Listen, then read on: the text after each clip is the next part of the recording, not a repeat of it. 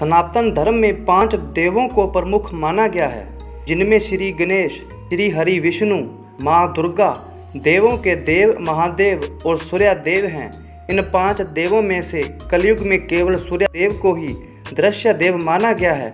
बाकी सभी देवों को कलयुग में अदृश्य देव माना गया। वहीं इन 5 देवों में से एक भगवान भोलेनाथ भी हैं, जिन्हें संहार का देवता माना जाता है। वहीं इनको आसानी से प्रसन्न होकर मन चाहा वरदान प्रदान करने के चलते इन्हें भोलेनाथ भी कहा जाता है। भगवान शिव के गले में नाग, जटा में गंगा, सिर पर चंद्रमा और हाथों में त्रिशूल और डमरू इसी बात का प्रतीक हैं। लेकिन क्या आप भगवान शिव के इन्हें धारण करने के उद्देश्य और रोचक किस्से के बारे में जानते हैं?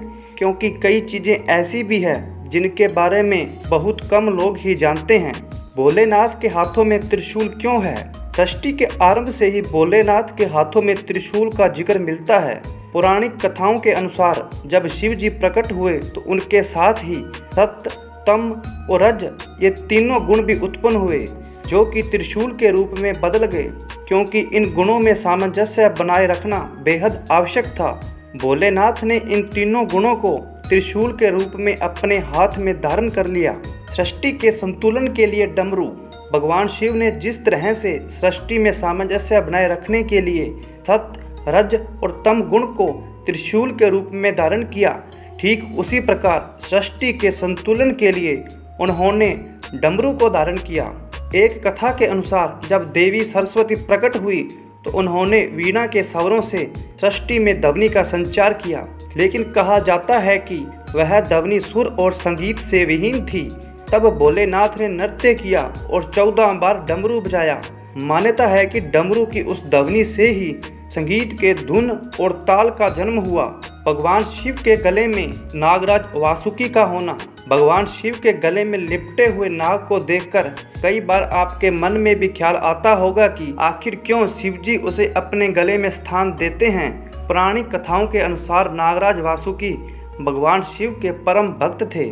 वह सदैव ही उनकी भक्ति में लीन रहते थे। इसी बीच सागर मंथन का कार्य आरंभ हुआ। तब रस्सी का काम नागराज वासुकी ने किया। उनकी भक्ति को देखकर भोलेनाथ अत्यंत प्रसन्न हुए। उन्होंने वासुकी को उसे अपने गले से लिपटे रहने का वरदान दिया। इस तरह नागराज वासुकी अमर भी हो गए और भगवान शिव के गले में लिपटकर रहने लगे। भगवान शिव के द्वारा सिर पर चंद्रमा को धारण करना। शिव पुराण में एक कथा आती है जिसके अनुसार भगवान शिव के सिर पर चंद्रमा धारण किया। कथा के अनुसार महाराजा दक्ष ने अपनी 27 कन्याओं का विवाह चंद्रमा के साथ किया, लेकिन चंद्रमा रोहिणी से अत्यधिक प्रेम करते थे। दक्ष की पुत्रियों ने इसकी शिकायत की। तब दक्ष ने चंद्रमा को क्षय रोग से ग्रसित होने का श्राप दिया। इससे बचने के लिए चंद्रमा ने भगवान शिव की पूजा की। भोलेनाथ चंद्रमा के भक्ति भाव से प्रसन्न हुए और उनके प्राणों की रक्षा की। साथ ही चंद्रमा को अपने सिर पर धारण किया। लेकिन आज भी चंद्रमा के घटने बढ़ने का कारण महाराजा दक्ष का श्राप ही माना जाता है। आशा करते हैं आपको भगवान शिव के द्वारा प्रकृति को बचाने के लिए धारण किए गए रूपों के बारे में जानकर अति प्रसन्नता हुई होगी। अगर आपने अभी तक हमारा चैनल सब्सक्राइब नहीं किया तो सब्सक्राइब कर लें, क्योंकि ऐसी ही वीडियो हम प्रतिदिन लाते ही रहते हैं। हर हर महादेव। देवों के देव अपनी कृपा दृष्टि सब पे बनाए रखें। मिलते हैं एक और नई वीडियो के साथ। तब तक के लिए जय हिंद, जय भारत।